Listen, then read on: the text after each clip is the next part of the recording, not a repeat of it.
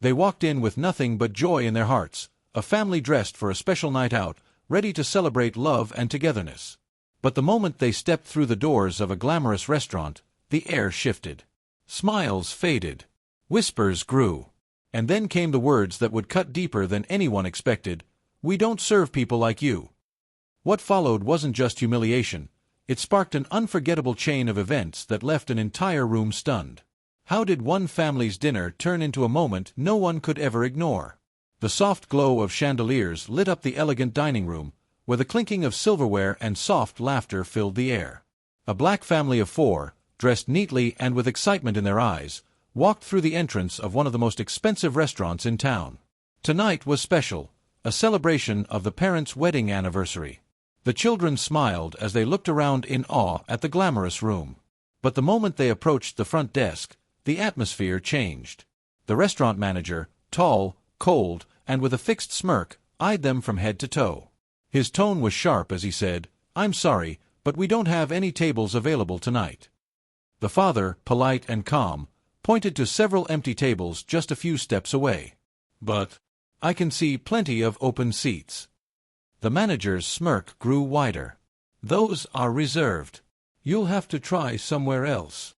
His voice carried across the room, and soon whispers spread among some of the diners, eyes turning toward the family, who now stood frozen in embarrassment.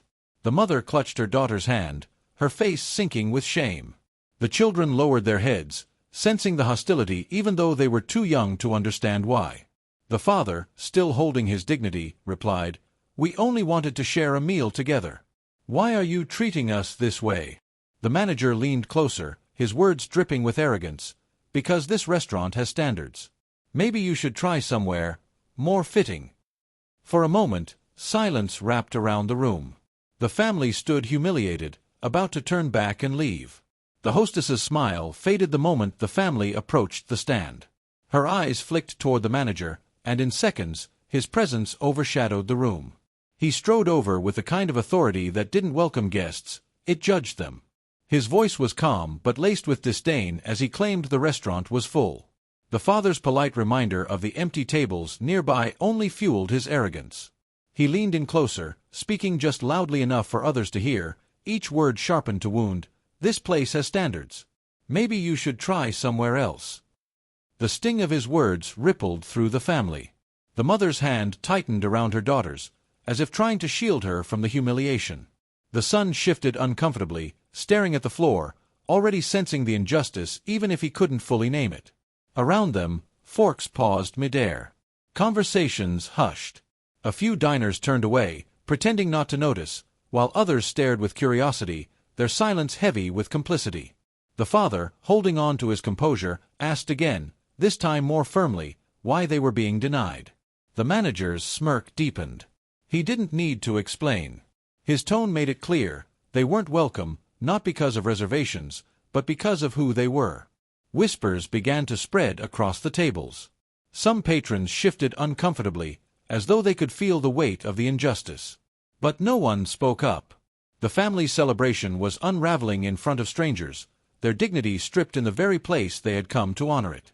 The father's voice faltered as he tried to reason, his children watching him battle not just for a table, but for respect.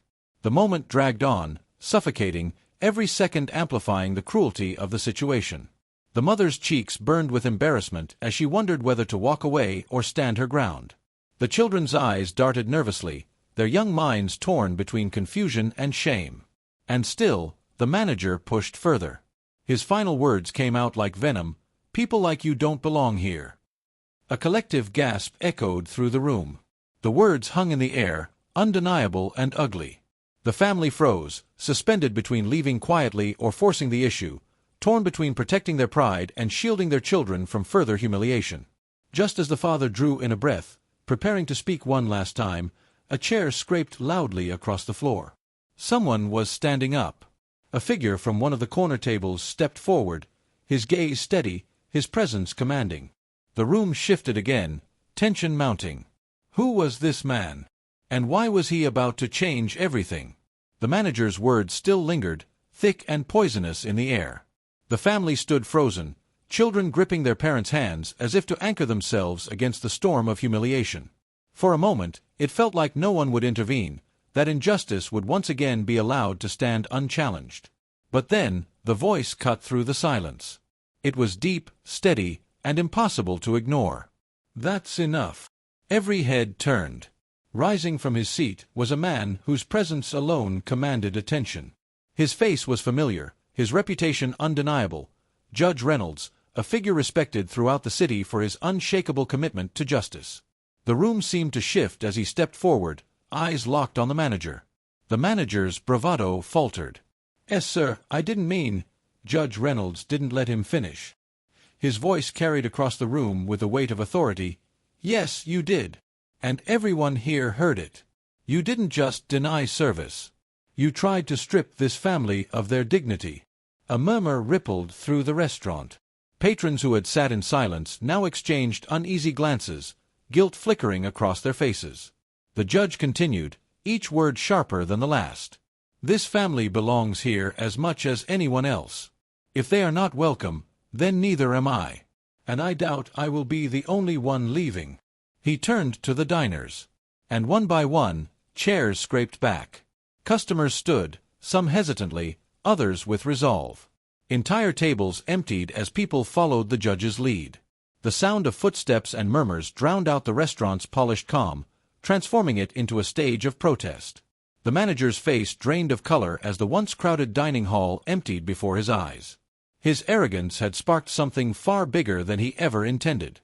And at the center of it all stood the family, no longer invisible, no longer silent, shielded by the presence of someone who refused to let hate go unanswered. In that moment, the humiliation had shifted. The shame no longer belonged to the family. It belonged to the man who tried to break them.